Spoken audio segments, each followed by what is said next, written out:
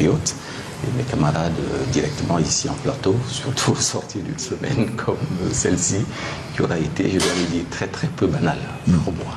Alors j'aurais dû peut-être, au lieu de vous dire, bon, je vous serrer la main pour savoir s'il y a une vigorosité, si la main était relativement maître. Cette semaine, vous avez, comme on dit trivialement, vous avez bouffé la tontine, hein, comme ça qu'on dit dans les réseaux sociaux. J'ai découvert cette expression-là que je bouffer la tontine. Jusqu'à présent, oui. Mais en fait, il faut être... je pense qu'il faut, encore une fois, vous avez employé le mot, l'adverbe que beaucoup n'ont pas vu. Relativement. Voilà, oui, tout à fait, le relativement. Qui est plusieurs fois relatif. Le président, il a son âge. Déjà, pour commencer, ça, personne ne peut l'enlever. Donc, je pense que dans l'esprit de tout le monde, on comprend ce que ça veut dire, un relatif pour quelqu'un qui a son âge. Ça a été dit. Et puis, la deuxième chose, c'est que, quoi qu'on dise, c'est un instantané.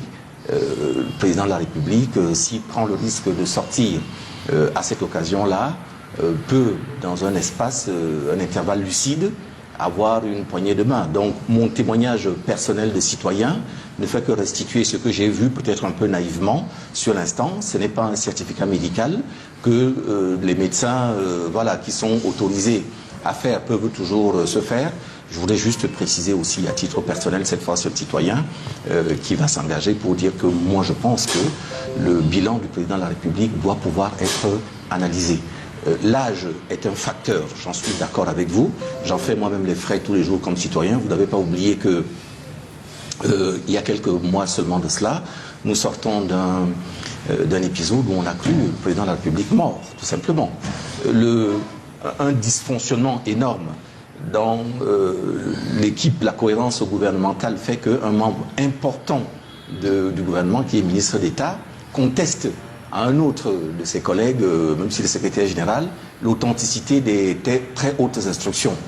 Et puis nous-mêmes, nous voyons tous les jours dans le fonctionnement des institutions comment il y a un tel délabrement, de telle sorte que quand, moi je vous dis à titre personnel, quand j'arrive au palais, que je lui serre la main, je m'attends d'abord à le voir lui-même vraiment sous forme végétative et légumineuse.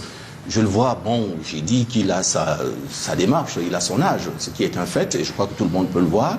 Et je m'attendais vraiment à avoir un truc gélatineux, cotonneux. Dès qu'il y a une poignée de main flasque. Voilà, oui, il tremble. Moi, j'ai travaillé en résidence pour personnes âgées pendant mes années d'études à l'étranger. Donc, je sais. Permettez-moi juste de terminer sur ce cas-là pour vous dire. Il faut ramener aussi les choses à leur proportion. C'est ce que je vous disais au début. Il y a quelques personnes, je pense que les gens qui comprennent ont pu le comprendre sans aucun problème. Il y en a d'autres qui, pour différentes raisons, qui leur sont propres, sont allés un peu dans tous les sens. Mais je crois que c'est vous qui avez parlé tout à l'heure de quelque chose qui est important, du tribalisme au Cameroun. Je n'ai aucune envie que cette histoire puisse être récupérée sur un terrain tribaliste, tribal. Voilà.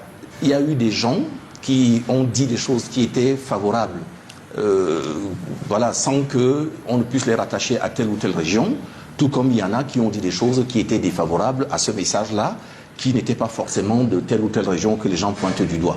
Et je peux même vous dire que la critique la plus structurée que je reçois, c'est celle d'un ami qui, lui, est originaire du littoral, je vais me permettre de dire, qui est à la fois mon médecin, mon cardiologue, et aussi je suis son avocat, donc qui m'a dit des choses qui étaient structurées, qui étaient évidemment contestables, que je conteste dans la compréhension, mais je ne voulais surtout pas qu'on rajoute des problèmes à ce pays qui, comme je le dis toujours, est tellement fracturé. Il n'y a aucunement une forme de tribalisme. C'est l'intolérance et parfois l'ignorance des gens seuls qu'il faut pointer et peut-être essayer de stigmatiser. C'est tout.